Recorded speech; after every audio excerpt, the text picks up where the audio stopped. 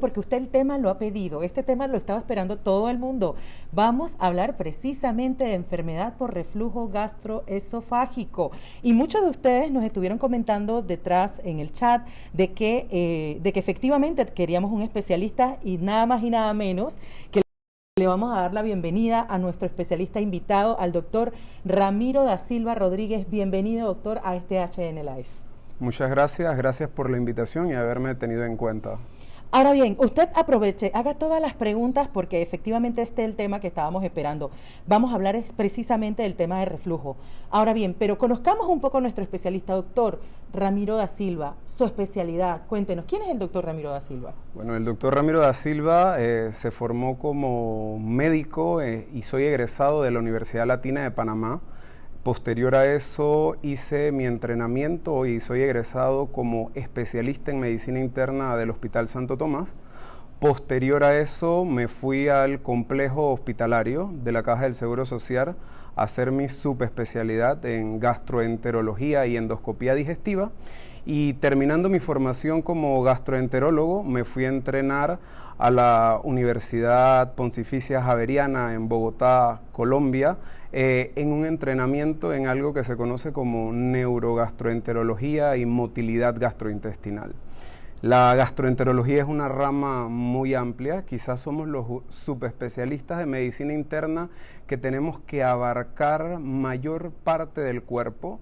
Nosotros vemos todos los trastornos que involucran el esófago, el estómago, el intestino delgado, el colon, el páncreas, patologías de vesícula biliar.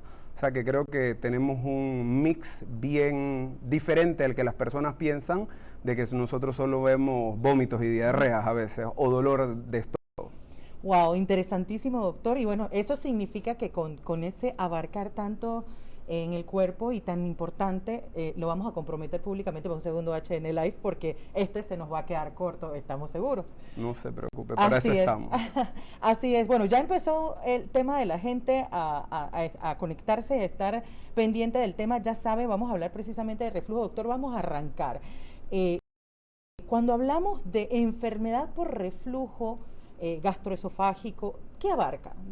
Para imaginarnos, irnos adecuando en dónde estamos parados. Tenemos que partir del principio, como todo en medicina. Se llama enfermedad porque nosotros de manera natural, después de ingerir alimentos, podemos tener episodios de reflujos corto. En enfermedad, cuando estos episodios producen síntomas, o cuando estos episodios ocurren en la noche. O sea que un paciente no debería darse cuenta de esos episodios de reflujo. Entonces es enfermedad cuando tiene síntomas. Pero tú me preguntarás, ¿qué síntomas? Bueno, hay dos síntomas muy característicos de la enfermedad por reflujo gastroesofágico que quizás son los síntomas pivotes o cardinales. El más común o el que la misma gente te llega y te dice, doctor, es que yo tengo reflujo, es esa sensación de regurgitación o que regresa contenido ácido en la garganta o en la boca y que este puede ocurrir o puede venir con pequeños fragmentos de alimentos no digeridos. El otro síntoma bien característico o que es el síntoma hermano, que son los síntomas cardinales, va a ser lo que se conoce como pirosis o es esa sensación que el paciente tiene de quemazón, que puede ser tanto en la boca del estómago como en el pecho y confundirlo con otros síntomas. Y tenemos que tener claro o hacer la aclaración que no es lo mismo la sensación de quemazón con la sensación de dolor en la boca del estómago, que es un síntoma diferente, que se asocia a otras enfermedades como tal, que no son el tema de la charla o de la presentación, pero ahí vamos. Efectivamente, doctor, interesante lo que nos hace esta aclaración y muy sencilla, fácil de entender. Ahora bien, nosotros cuando de muchas personas que están allá afuera y dicen, ¿sabes qué? Es que probablemente es reflujo, probablemente no. ¿Cómo saber que nosotros efectivamente estamos frente a una persona que sufre de reflujo? ahí vamos con otros síntomas, porque como te dije, esos dos síntomas usualmente el paciente va al médico y el médico muy amenamente lo interroga, le explica y le dice que probablemente porque tiene esos dos síntomas. El diagnóstico se vuelve un poquito más difícil en el paciente que no tiene lo que llamamos pirosis o que no tiene regurgitación, porque hay otro tipo de pacientes que pudieran tener dolor torácico o dolor retroesternal. Ojo que con este paciente hay que tener cuidado porque, como sabemos, el dolor torácico puede ser de causas cardíacas como causas no cardíacas. O sea que nosotros entramos después de que un paciente ha tenido un dolor torácico y se excluyeron todas las causas cardíacas. Pero el paciente también puede tener otros síntomas. El paciente puede tener algo que se conoce como disfagia, que es la dificultad para tragar. Y esto se asocia cuando el paciente tiene complicaciones del reflujo, que es algo que se llama esofagitis. El paciente con enfermedad por reflujo gastroesofágico también tiene algo que se llama hipersalivación. O sea, ese paciente tiene mayor cantidad de saliva en la boca, entre otras cosas que pudiera tener. Porque la enfermedad por reflujo gastroesofágico también tiene síntomas esofágicos, que son los que más o menos hablamos, pero tiene síntomas extraesofágicos que la gente no conoce. Y ahí entra que el paciente, antes de esto, puede tener, por ejemplo, sensación de ahogo en las noches y despertarse de forma abrupta en la madrugada sin saber qué está ocurriendo, y eso se asocia a episodios de reflujo nocturno. El paciente puede tener insomnio secundario a los episodios de reflujo. Si el paciente es asmático o sufre de enfermedad pulmonar obstructiva crónica y está controlado y empieza a tener exacerbaciones, o sea, empieza a acudir más frecuentemente al neumólogo y tiene síntomas asociados a reflujo, la causa de estas exacerbaciones o que visite con mayor frecuencia al neumólogo es que el reflujo está empeorando estas patologías. Y son cosas bien características. Se me olvidó comentarte que dentro de esos síntomas, además de la disfagia, la hipersalivación y demás, hay pacientes que te llegan y te dicen que tienen una sensación de globo en la garganta. Eso también es característico del reflujo, pero el paciente no lo sabe, porque el paciente considera o piensa que la enfermedad por reflujo o el reflujo solo es sentir ese ácido en la boca o esa pirosis, que es lo que nosotros conocemos como esa quemazón. A los otros síntomas usualmente no le presta atención o cree que tiene otra cosa o no está seguro de lo que tiene, y por eso siempre es oportuno la atención temprana con estos tipos de síntomas. Ahora bien, doctor, si bien es cierto, nos ayuda a identificar los síntomas y todo lo que está abarcando, pero ¿cuáles son las causas principales? ¿Por qué ocurre? ¿Por qué a unos sí y a otros no? ¿Hay una razón por la cual? Ok, eso todavía es más complicado, más controversial, como las mayorías de las cosas en gastroenterología, y eso es lo que lo hace tan interesante. Dentro de todas las cosas que se han propuesto, se ha visto que estos pacientes que tienen síntomas asociados, la causa más común es que nosotros entre el esófago y el estómago tenemos un esfínter, y ese esfínter en estos pacientes tiene una relajación transitoria más frecuente que en las personas normal, y esto lo predispone a que presente los episodios, ya sea de reflujos con síntomas o episodios de reflujo nocturno. También en esa misma línea entramos en el tema de la alimentación. Hay lo que se llaman los famosos triggers o detonantes del reflujo, que es un poquito más interesante porque se ha visto que en los pacientes que tienen síntomas de reflujo asociado a consumo de bebidas con cafeína, bebidas carbonatadas, bebidas alimentos picantes, alimentos con alto contenido graso o consumo de menta o peppermint, en estos pacientes estos son detonantes o predisponen al paciente a tener episodios de reflujo. La obesidad también es un predisponente a presentar reflujo, y quizás por un mecanismo un poquito diferente, porque lo que ocurre en el paciente que tiene obesidad o sobrepeso es que aumenta la presión dentro del abdomen, eso disminuye la capacidad del estómago y hay más probabilidades de que haya reflujo.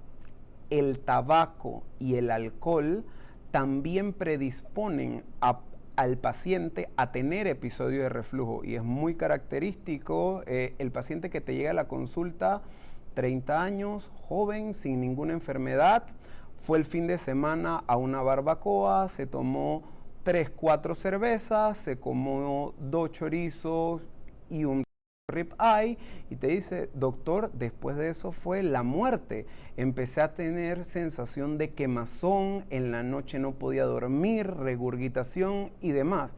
Entonces, ese paciente no sabe en ese momento que tiene reflujo, cree que le cayó simplemente mal la barbacoa, y ahí entra otro mal concepto con respecto a las comidas con alto contenido graso. Las comidas con alto contenido graso no son solo las comidas fritas, hay alimentos que de forma innata o por su constitución tienen alto contenido graso.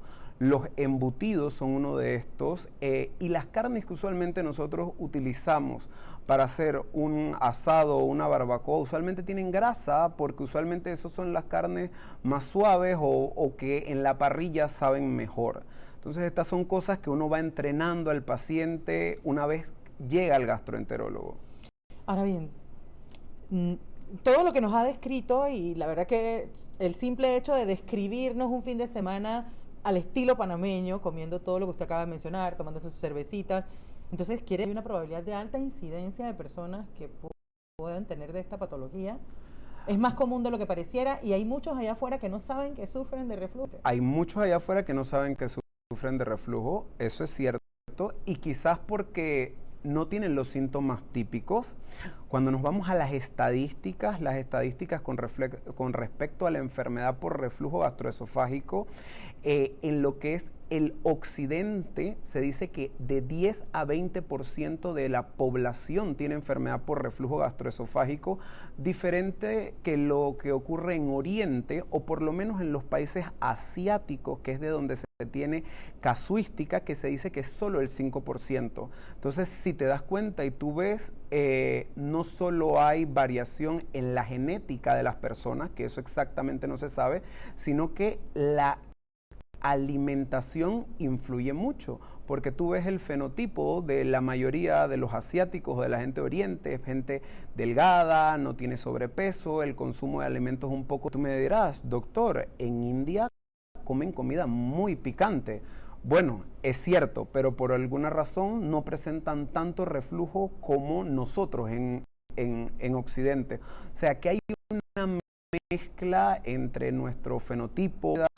En Occidente se fuma más, a pesar de todas las campañas antitabaco, a pesar de todos los efectos nocivos, no solo a nivel del pulmón, sino que el tabaco también se considera factor de riesgo para muchos cánceres, pero también empeora el reflujo, y es algo que la gente no le toma importancia y cree que no tiene una relación.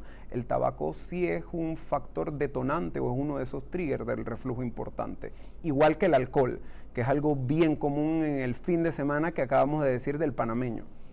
Ahora, doctor, detrás de cámara hablábamos de cómo diagnosticar el tema del reflujo. O sea, no es porque pienso, porque efectivamente paso lista y veo que tengo muchos de los síntomas que el doctor acaba de mencionar, pero ¿cómo diagnosticamos esto? ¿Cómo salimos de duda? Es muy importante que quien tiene síntomas debe acudir al médico. Hoy en día no debemos automedicarnos, porque es algo que ocurre muy frecuentemente. El acceso a los inhibidores de bomba de protones en las farmacias es de libre venta, y usted me dirá: ¿qué es inhibidor de bomba de protones? Es el famoso omeprazol que todo el mundo consume. El diagnóstico inicial de un paciente con síntomas típicos es clínico. El paciente me llega a la consulta, yo le hago la historia clínica, el examen físico, y yo llego a la conclusión que el paciente tiene enfermedad por reflujo gastroesofágico. Ya en ese paciente que tiene síntomas de alarma, un paciente que además de esto tenga disfagia, por ejemplo, o que tenga pérdida de peso de forma involuntaria en los últimos meses, yo lo debo someter usualmente a un procedimiento endoscópico, que es una endoscopía digestiva alta, que es una cámara que entra por la boca y va a evaluar el esófago, el estómago y la primera porción del intestino delgado. Y tú me preguntarás, pero ¿por qué hacer esto? Bueno, porque el reflujo, de acuerdo al grado o los episodios de reflujo que tenga el paciente, no solo da síntomas, también tiene complicaciones. Y dentro de esas complicaciones del reflujo hay algo que se llama esofagitis por reflujo. La esofagitis por reflujo es cuando el reflujo ha causado el suficiente daño en la mucosa del esófago y la erosiona. Y eso puede hacer que el paciente ingiera menos alimentos y que tenga dificultad al tragar algún tipo de alimento, pero obviamente hay que hacer el estudio endoscópico porque yo solo con tener esos síntomas no puedo diagnosticarle al paciente que tiene reflujo con esofagitis. Hay otro abanico de diagnósticos que pueden causar disfagia y eso se considera un signo de alarma. Adicional el estudio endoscópico en algunos lugares o de acuerdo a la capacidad de estudios que tenga el paciente, vamos a decir, un paciente que esté en un área de difícil acceso, que no haya un hospital de tercer nivel a disponibilidad, pudieran hacerse estudios de imagen. O sea, hay estudios de radiografía donde nosotros podemos ver de forma indirecta si con ciertos movimientos si hay reflujo. Vemos unas ondas que se llaman ondas terciarias y esto es una manera indirecta. Pero en ese paciente que yo le di tratamiento y no respondió, ya le hice la endoscopía y la endoscopía había o no había esofagitis, hay un estudio adicional que se llama pHimetría. Y tú me dirás, ¿pero qué es esto? ¿Cómo se hace? ¿Dónde lo consigo? Bueno, este estudio es un poquito más complicado, lo hacemos pocas personas porque ese es uno de mis entrenamientos de lo que es neurogastroenterología y motilidad, y es un catéter que entra por la nariz, muy parecido a una sonda, y ese catéter baja por todo el esófago hasta el estómago y mide la cantidad de episodios de reflujo que tiene el paciente para ver si efectivamente tiene reflujo. Mide además de esto el porcentaje de tiempo que el esófago está expuesto a reflujo. Y esto nos da mucha ayuda y también nos ayuda a ver si el paciente tiene reflujo nocturno. Y ese reflujo nocturno es el que no nos deja avanzar con el paciente, dar alguna otra terapéutica. Interesante, doctor. Lo que acaba de mencionar va ligado a una consulta que nos hace una de las personas que está conectado y también estuvimos conversándolo detrás de cámara después que hablamos de la esofagitis crónica. Esofagitis erosiva por reflujo, por ponerle Correcto. un nombre. Este tratamiento es de por vida, esto es algo que seguimos la tarea y nos curamos. ¿Qué ocurre? Primero debemos tener claro que la enfermedad por reflujo gastroesofágico se controla y es cíclica. Si el paciente aumenta de peso, aumenta las probabilidades de que tenga reflujo, y muchos pacientes cuando ya saben que tienen reflujo aprenden a vivir y saben a qué se exponen. Saben, como hablamos, de que si fue el fin de semana a tomarse las cervezas o los tragos y hizo desajustes, ese paciente va a tener síntomas. Es por eso que hice el comentario en antes de que el paciente debe acudir a atención médica y no automedicarse, porque es muy común que el paciente tome 4, 5, 10 días de un inhibidor de bomba de protones, llámese omeprazol, esomeprazol, lansoprazol, cualquiera de estos medicamentos, y que el paciente a los 4 o 5 días sienta mejoría y lo deje de tomar. Un paciente, cuando nosotros le hacemos el diagnóstico clínico de enfermedad por reflujo gastroesofágico, debe estar en tratamiento por lo menos un mes. Y de acuerdo a si los síntomas desaparecen o no, yo puedo extender el tratamiento hasta 8 a 12 semanas. No hay una matemática exacta en eso, pero el tratamiento es durante ese tiempo. Si el paciente en 4 semanas no mejoran los síntomas, es ahí que, aunque no tenga síntomas de alarma, hay que hacer un estudio endoscópico porque algo está ocurriendo en ese paciente que pueda que requiera el tratamiento durante mayor tiempo. La esofagitis erosiva, que es la esofagitis asociada al reflujo, tiene una clasificación endoscópica. Que eso ya es un tema así como vamos a decir que no es el tema o un tema más, pero va a ser de acuerdo a los hallazgos que nosotros encontremos en la endoscopía cuando encontramos esofagitis, que podemos extender o no el tratamiento o decirle al paciente tienes que tomar el tratamiento de forma indefinida. Aquí va un tema importante. Hoy en día la palabra cáncer o mencionar la palabra cáncer le causa temor a la gente. Y el reflujo se considera un factor de riesgo de algo que se llama esófago de Barrett, que es muy bajo el porcentaje de pacientes que lo desarrollan. Se asocia a pacientes que tengan obesidad, consumo de tabaco y que sean de raza blanca o caucásicos, pero ese esófago de Barrett, que es una lesión en donde la mucosa, por ponérselos de una manera, del estómago, se cambió por mucosa del estómago, predispone al paciente a tener cáncer de esófago. Entonces, es un tema que es más complejo de lo que parece, es más complejo de ir a la farmacia y comprar un omeprazol, comprar un gastrigel, sentirme bien y ya. Es un tema de que debes saber lo que tienes. Si bien es cierto, el riesgo es muy, muy bajo, o sea, no podemos generalizar, pero cuando ocurre, debe ir a atención médica, simplemente para tener un diagnóstico correcto y un tratamiento correcto. Por un tema que te mencioné también al principio, dolor en la boca del estómago, que sensación de quemazón, ya sea en la boca del estómago, en el pecho y demás, porque el síntoma del reflujo per se es sensación de quemazón.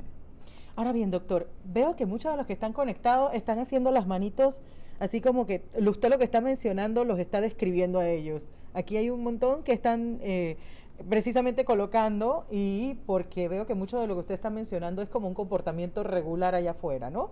De repente sentimos un sintomita, buscamos algo y nos automedicamos.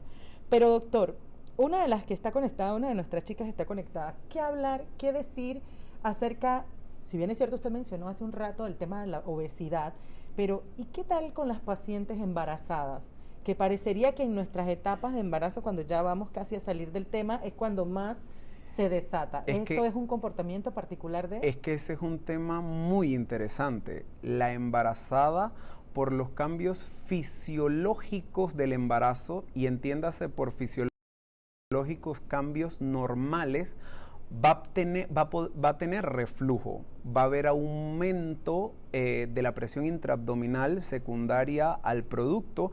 Esto disminuye la capacidad del estómago y potencia el reflujo. Entonces, en ellas, igual que en la población normal, el tratamiento es exactamente el mismo, pero se le hace énfasis en las recomendaciones alimenticias que hablábamos en antes. No cafeína, no chocolate, no bebidas carbonatadas, no bebidas picantes y no alimentos con altos contenidos grasos ni peppermint. Y nos hemos enfocado muy de esa parte de los alimentos, del alcohol, del tabaco, pero hay otras recomendaciones que en alguna población puede ayudar, y es que en esos pacientes que tienen enfermedad por reflujo gastroesofágico, no deben acostarse después de las comidas hasta que haya pasado un tiempo por lo menos de 2 horas. Otra cosa que puede ayudar a este tipo de pacientes es elevación de 10 a 15 grados el respaldar de la cama. Y muchos dirán, no, pero yo duermo con almohadas y demás. Sí, pero la almohada la movemos en la noche y demás. O sea que a manera vulgar, por decirlo así, lo que se puede colocar en la cama es agarrar y debajo del colchón colocar 2 bloques. Estos bloques le van a dar al colchón la inclinación y usted ya no se va a tener que preocupar de que la cama está inclinada o no. Pero es muy importante en la embarazada estas medidas no farmacológicas porque la van a ayudar bastante.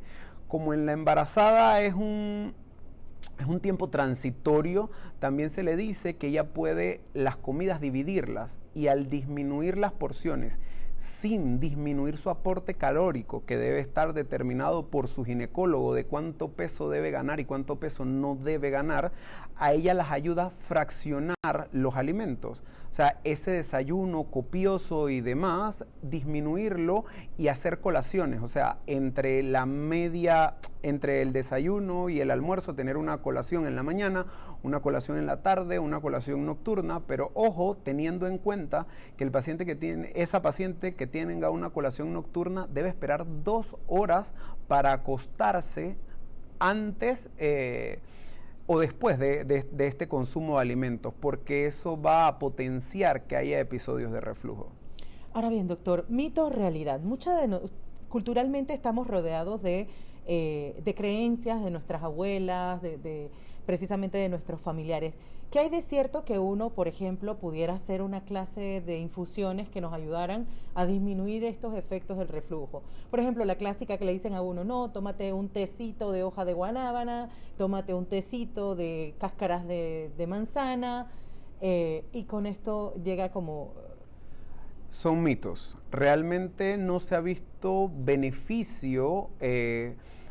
Hoy en día la medicina es basada en evidencia, o sea, yo tengo que hacer estudios, agarro y ya tengo 2 brazos de pacientes a los cuales los someto con una misma patología a diferente medicación. No hay estudios que documenten que estos remedios caseros beneficien al paciente. Ojo, que hasta con todos los alimentos que hemos hablado es controversial y se le debe quitar al paciente que se da cuenta que esta alimentación es un detonante. O sea, por eso el interrogatorio con el paciente es tan importante, porque si el paciente con y no son detonantes o predisponentes a episodios de reflujo, no se le quita. Diferente un poquito con el alcohol y el tabaco, que ellos sí predisponen a relajar como tal el esfínter. O sea que todas estas medidas caseras y demás no tienen ningún beneficio con el paciente. Con los test hay que tener cuidado, más los test que no son naturales, porque yo no dije café hace un rato, dije cafeína. Y ustedes van a encontrar en el supermercado muchas formulaciones de té que tienen cafeínas. Sí, a una concentración mucho más baja que la del café y mucho más baja que la de una bebida energética, que una bebida energética sí tiene alto contenido de cafeína, pero tiene cafeína. Entonces, si el paciente te dice, oye, cuando yo tomo café me da reflujo, el té también le puede dar reflujo si el té tiene cafeína, porque al final el factor detonante no es el café, es la cafeína que trae el café. Interesante, doctor. Tenemos una pregunta por acá y nos menciona la chica, doctor, ¿el reflujo gastroesofágico puede tener dentro de sus síntomas la distensión abdominal? La distensión abdominal no es característica del reflujo, pero es que hay muchos pacientes que no tienen enfermedad por reflujo gastroesofágica sola. Por eso es que deben ir al médico, porque hay pacientes que pueden tener sensación de distensión abdominal por múltiples otras patologías, dentro de ellas enfermedad ulceropéptica, que son úlceras en el estómago, infección por Helicobacter pylori y ahora en la pandemia algo que se ha exacerbado o aumentado mucho es algo que se conoce como intestino irritable. Y ojo que esto causa todavía un poco más de controversia porque el concepto que tenía la población en general es que el síndrome de intestino irritable es un paciente que se la pasa con diarrea todo el día. Y ojo que no. El síndrome de intestino irritable, que no es el tema, pero sí voy a hacer la aclaración por el tema que tocó la chica, son pacientes que tienen distensión abdominal asociado a dolor, pero que con respecto al patrón de evacuaciones, el paciente puede tener diarrea, puede tener constipación o puede tener un patrón mixto, y esto es un tema completamente aparte. Pero ojo, un paciente puede tener dos enfermedades juntas.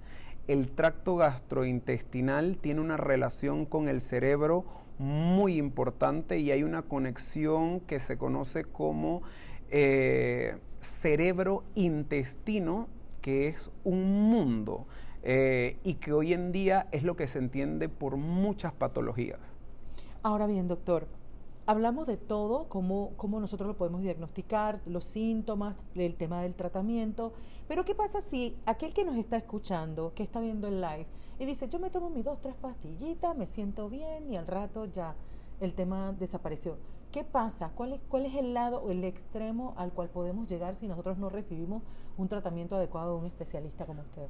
O sea, el detalle es que no vamos a saber, uno, si ese paciente realmente tenía reflujo o no, y si ese paciente no le prestó, es la importancia de la atención con el gastroenterólogo, porque si ese paciente tenía síntomas de alarma y no se dio cuenta, no pudimos descartar otras enfermedades. O sea, la importancia es que la atención debe ser cuando ocurren los eventos para saber ante qué enfermedad estamos, porque el diagnóstico lo hace el médico, y si este paciente no tiene algún otro padecimiento que requiera un estudio adicional, porque es bien común a veces en los pacientes decir, no, es reflujo, y al final no es reflujo, es una enfermedad cardíaca, por ejemplo. No, es que yo como y me lleno de gases y demás, y esos pacientes nosotros los referimos al cardiólogo. O sea, el arte de la medicina no es solo hacer estudios como tal, es escuchar al paciente, es interrogar al paciente y hacer un match entre ese interrogatorio y esa historia clínica que es el pilar de la medicina y un examen físico. Entonces eso no lo quita o no lo sobrepone ningún estudio en medicina. O sea, ese interrogatorio que nosotros hacemos es el pilar de nuestro diagnóstico y esa es la importancia. Nosotros somos los que nos encargamos de descartar que no haya ninguna otra patología que requiera manejo urgente o que requiera evaluación por otro especialista. Ahora, por experiencia, doctor, y seguramente usted me dará la razón o me dirá, muchas veces los pacientes confunden una cosa con la otra, porque hoy en día todo el mundo dice tener gastritis, todo el mundo dice tener... Cuando llegan a su consultorio resulta ser que no era ninguna de las anteriores.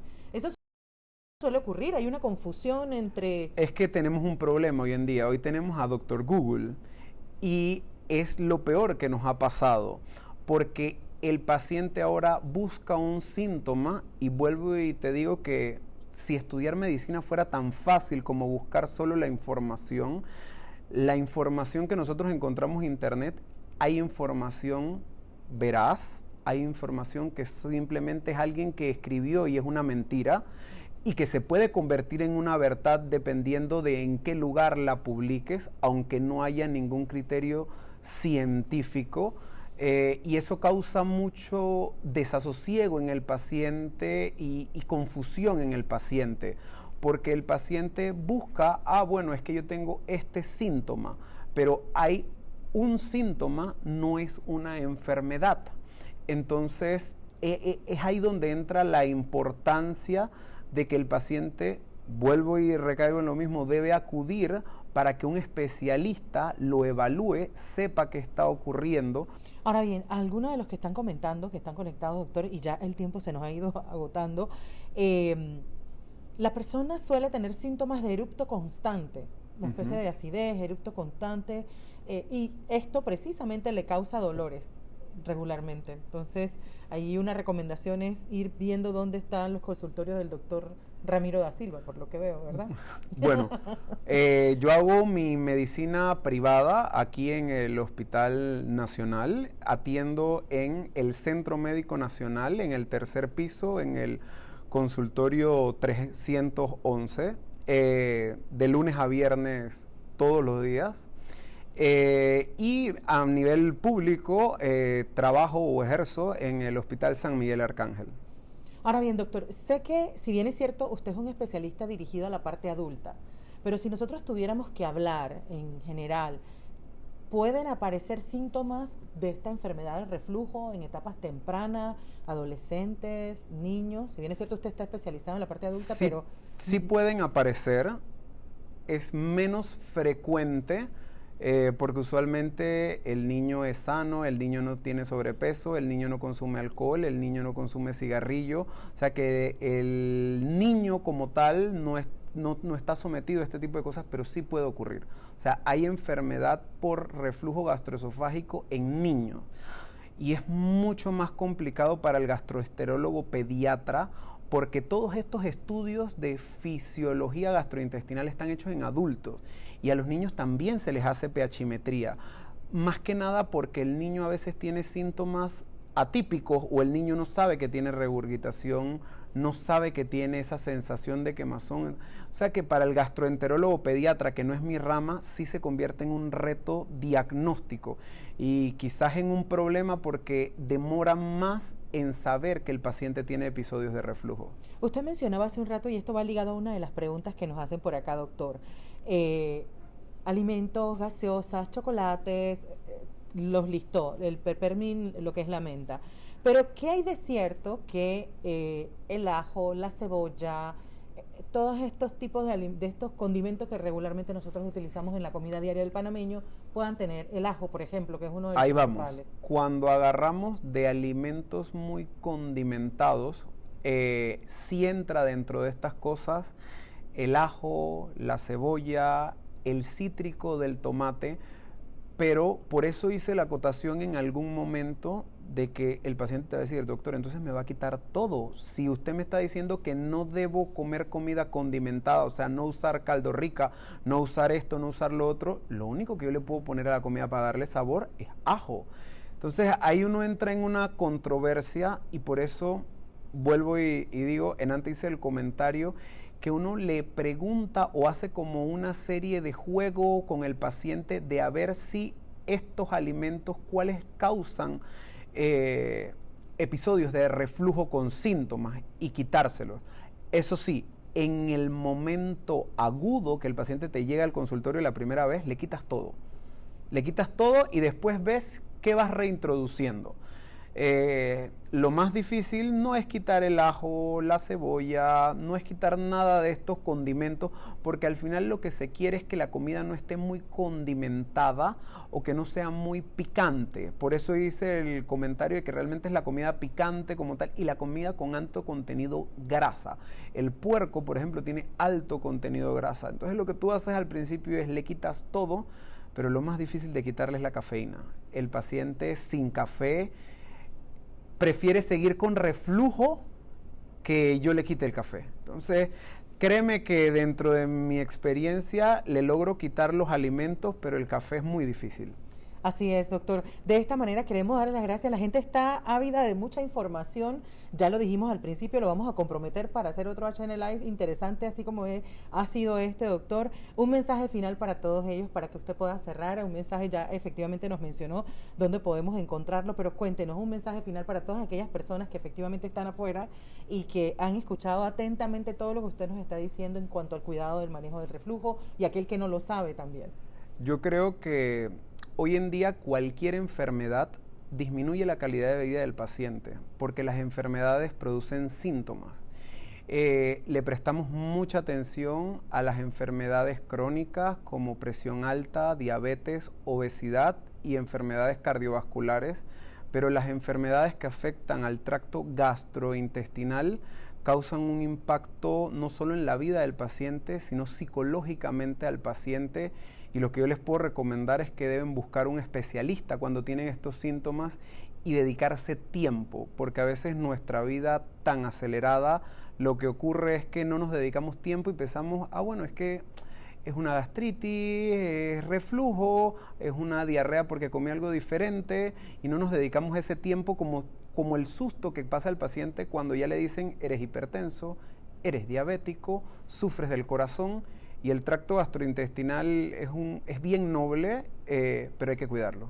Así es, interesante, doctor. Ahora, antes de irnos, inmunobomba. Llegó pandemia y todo el mundo empezó a inventar toda una mezcla exótica de cítricos con ajo y todo el resto, pero resulta ser que tenemos enfrente al especialista, que seguramente está viendo en su consultorio qué hay de esta inmunobomba en función de todo lo que estamos hablando del reflujo. Vuelvo y lo que hice en comentario.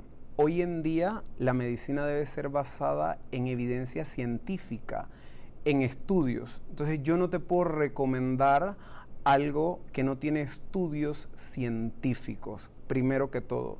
Segundo, que gracias a esa inmunobomba mi consulta aumenta porque los pacientes llegan con regurgitación, pirosis, dolor en la boca del estómago, porque combinan diferentes cosas que juntas lo que causan y pueden causar o pueden ser irritantes gástricos. Limón, jengibre, cebolla, ajo, todo junto. No sé ni siquiera qué tiene. Realmente, si tú me preguntas, cada paciente me llega con una receta diferente. El problema aquí es los excesos, como en todo. Si tú agarras y haces una galleta de jengibre, no tienes ningún problema. El problema es cuando tú empiezas a mezclar cosas, porque yo les hice el comentario al principio que esos alimentos que son muy picantes, por ponerlo de una manera, y el jengibre es uno de que esos tiene características, a pesar de todos los efectos medicinales que se han estudiado del jengibre solo a nivel de la comunidad asiática, volvemos a lo que yo te dije. Yo no puedo recomendar algo que yo no he leído un estudio científico que se haya corrido aquí en Panamá de pacientes tomando inmunobomba para prevenir algún tipo de enfermedad. No lo quieren dejar ir, doctor. Tengo un montón de preguntas, pero aquí hay una última, dice, el estrés. El estrés va correlacionado a muchas cosas hoy en día.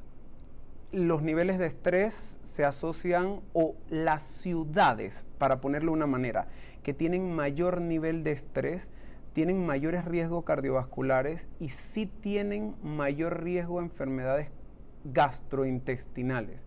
Dentro de ellas, síndrome de intestino irritable y pudiera empeorar el reflujo.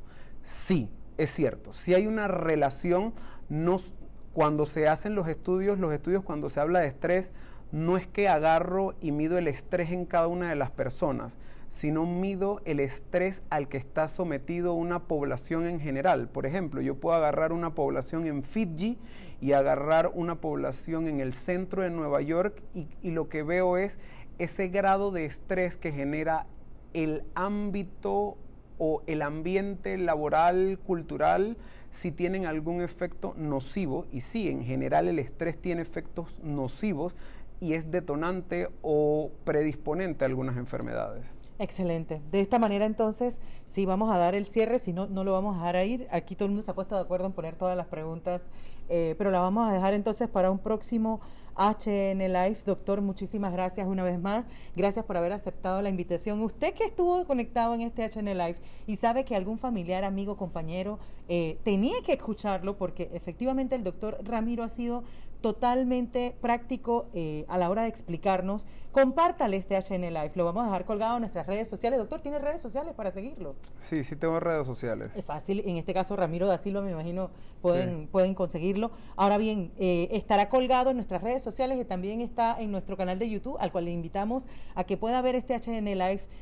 Hospital Nacional siempre abriendo sus puertas para compartir experiencias.